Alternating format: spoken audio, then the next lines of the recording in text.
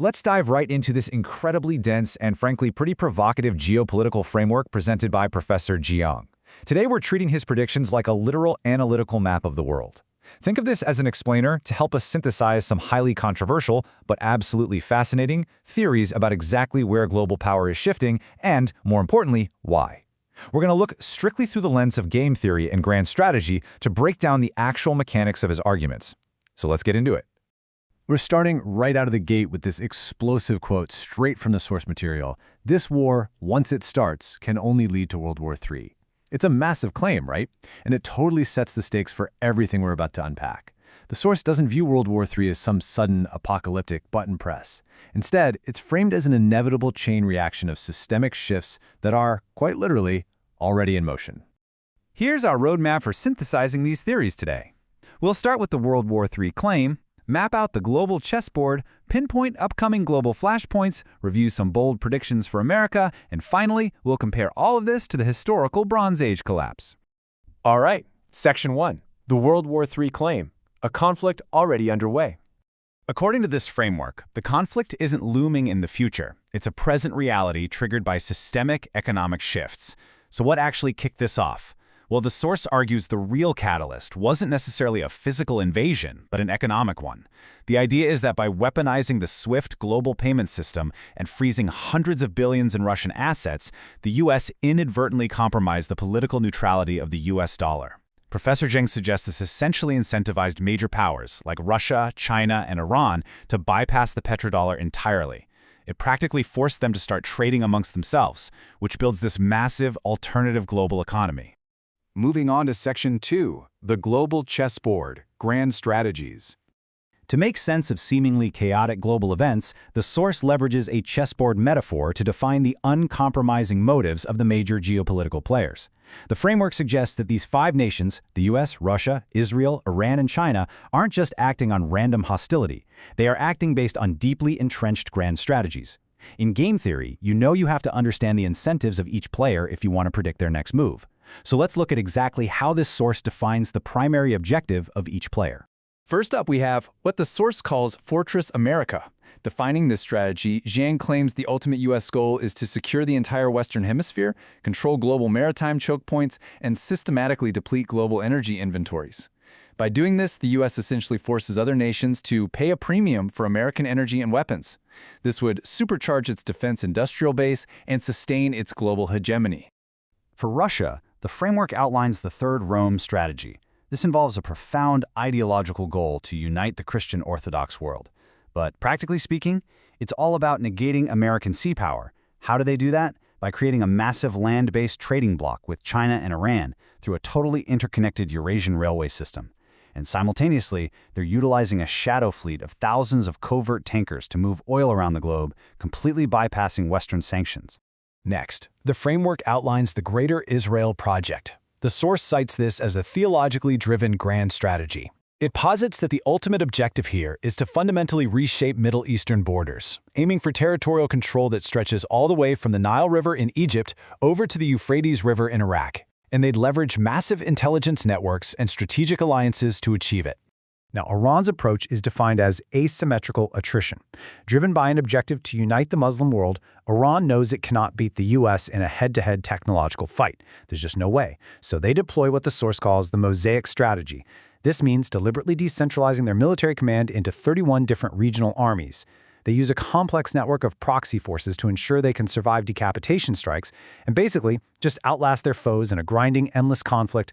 And the topographical reality of the region completely underpins that strategy. Jiang argues that military game theory dictates you simply cannot use flat desert tactics on a mountain fortress. Think about it. When the U.S. invaded Iraq, it was a flat desert, perfect for those shock-and-awe airstrikes to just cut off the head of the snake. But Iran? Iran is a vast mountainous fortress where weapons and troops are buried deep underground. This makes a rapid victory effectively impossible, practically guaranteeing a grueling guerrilla war of attrition. All right, Section 3, upcoming global flashpoints, choke points, and conflict. Moving over to the physical map, here is the predicted plan if the U.S. can't easily invade Iran's mountains. The source outlines a three-point strategy designed by the U.S. to systematically strangle Iran from the outside in, all without committing massive ground infantry. Step 1. Establish forward operating bases on the borders to arm local ethnic insurgents. Step 2. Initiate a naval blockade right around the Strait of Hormuz to cut off Iran's oil revenue. And Step 3. Attack infrastructure to strangle the capital, Tehran, of its food, water, and electricity. The hope here is that the civilian population turns on the government. But beyond the Middle East, the framework predicts other massive collisions. Russia, it argues, will inevitably target the port city of Odessa to effectively monopolize global grain and fertilizer supplies flowing out of the Black Sea. Meanwhile, East Asia is a total powder keg. China and the US will see friction over the Strait of Malacca, Japan is going to defend its supply lines near Taiwan, and North Korea, they'll likely leverage this entire global distraction to militarily extort a wealthy South Korea for resources. Which brings us to Section 4, Bold Predictions for America, the Domestic Impact. Bringing this global chessboard home, what's really highly controversial is the predicted sequence of events. Jiang claims that to fight these multiple, prolonged proxy wars, the U.S. will actually institute automatic draft registration as early as this December to fuel a forever war machine. The prediction then goes even further, suggesting that by 2028, wartime emergency powers could create a constitutional loophole allowing a third term for the current frontrunner, perhaps even by running alongside a family member who eventually steps down. Furthermore, the source warns that these geopolitical pressures will rapidly accelerate the domestic rollout of an AI civilian state. According to Jiang, the necessity of total societal control during a global conflict will justify a lightning-fast transition to digital IDs and programmable digital currencies. This infrastructure would essentially allow authorities to monitor everyday human behavior, predict dissent, and instantly freeze personal assets if an individual steps out of line. It's a pretty intense prediction. Finally, Section 5, the Bronze Age Collapse and Plato's Cave. To keep from getting entirely lost in the panic of these predictions, we really need to pull back to the macro-historical view. The source draws a direct historical echo to the year 1200 BC. Jiang suggests the American Empire is facing a modern equivalent of the Bronze Age collapse. Back then, highly interconnected empires fell apart simultaneously due to a perfect storm. Earthquakes, famines, wars, and a mass migration of climate refugees known as the Sea Peoples.